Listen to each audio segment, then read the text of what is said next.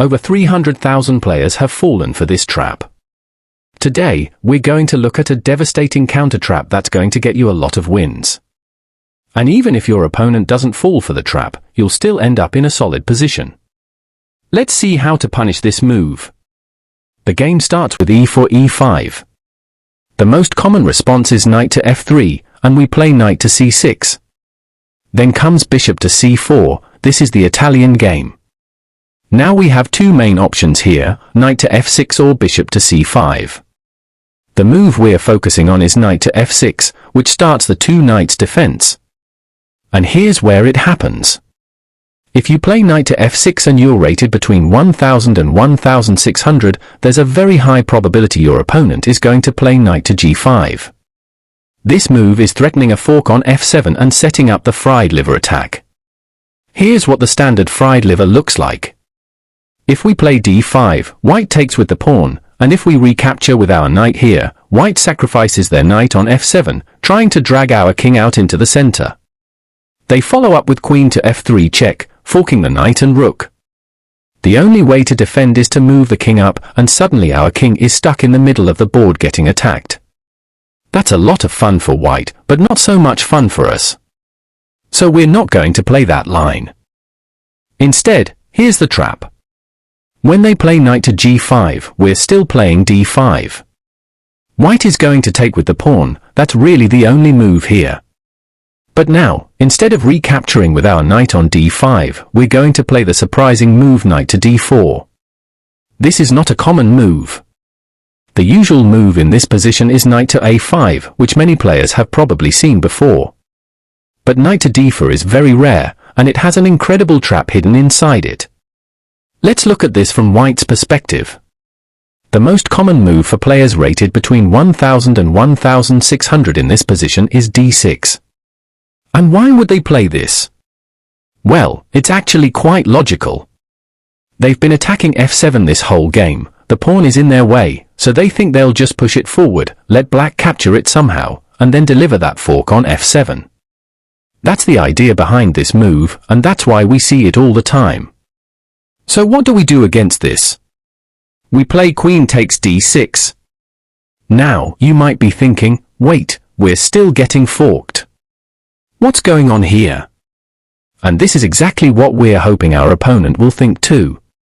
White has two main responses here, knight takes or bishop takes.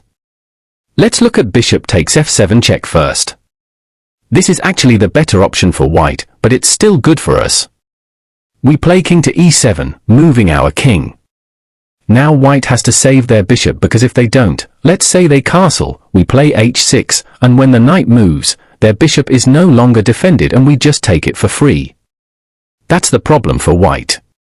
So they have to move the bishop, and bishop b3 is really the only safe square. When they do that, we simply take it with our knight, and then we push h6 to kick the knight away. Watch what happens to this knight, it doesn't have many options. Our knight controls some squares, our bishop controls others, so white has to go back to f3.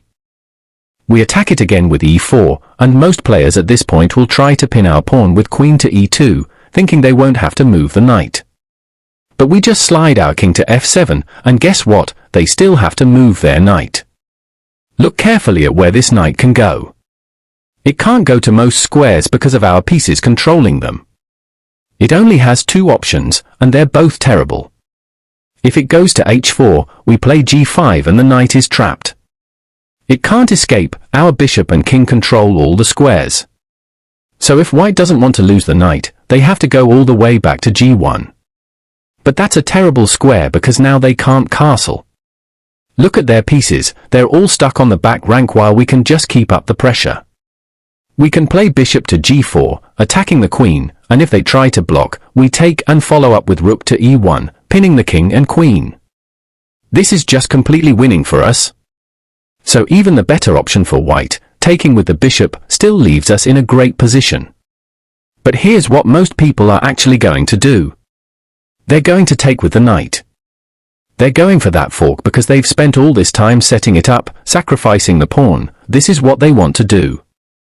And that's exactly what we want, because we have the killer move queen to c6. A lot of players look at this and think, okay, we're attacking the bishop, but I'm getting a rook, so it's worth it. And they're going to take our rook. They've committed to this plan, right? So they play knight takes h8. But we don't take the bishop. We have bigger fish to fry.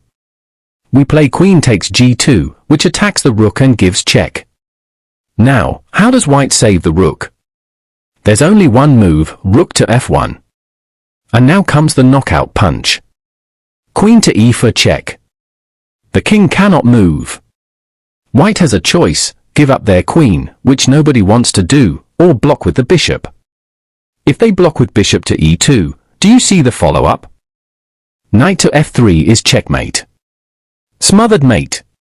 The bishop can't take because the queen is pinning it, and the game is over in just 10 moves. Absolutely devastating. And like I said, this is pretty common. Over 300,000 players have played the move d6 in this position, walking right into this trap. So that's the basic trap. We take with the queen after d6, they fork us with knight takes f7, we play queen c6, they take on h8, we take on g2 with check, rook to f1, and we win with queen e for check followed by knight f3 checkmate. Now, some of you might be thinking, but what if I'm playing someone who doesn't fall for the trap? What do I do then?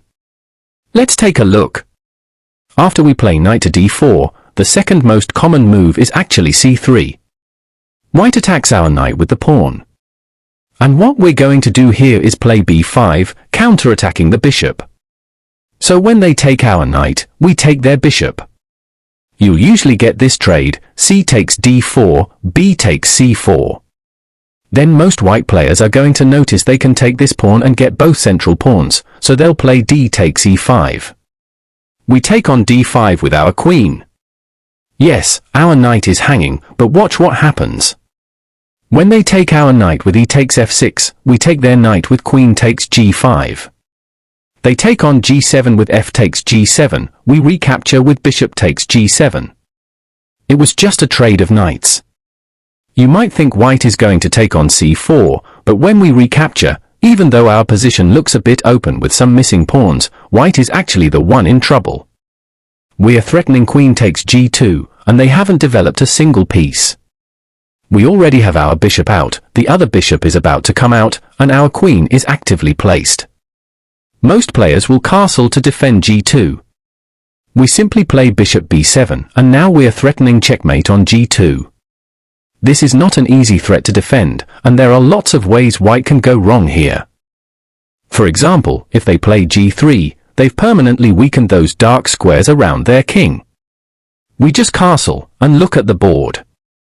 Look at how many squares we're controlling. This bishop on g7, this bishop on b7, our rook controlling the e-file, our queen controlling so many squares, we're dominating almost the entire board. Meanwhile, look at white's pieces, they're doing nothing. We have ideas of bringing the queen to e4 for checkmate, we can push the h-pawn and trade to open up the rook for a back rank mate, or just bring the rook over and play in the center. So many good moves. The other option for white is f3, trying to shut down our bishop. But then we come in with bishop to d for check, forcing the king to h1. Then rook to g8, piling on and threatening checkmate. Yes, there's a little check with queen f1, but we don't care, just slide the king to d7, you're totally safe. This rook is coming to e8, you've got checkmate threats, both bishops are laser beaming at the king. It's fantastic for us. So even if your opponent doesn't fall for the trap, this is still a solid line to play.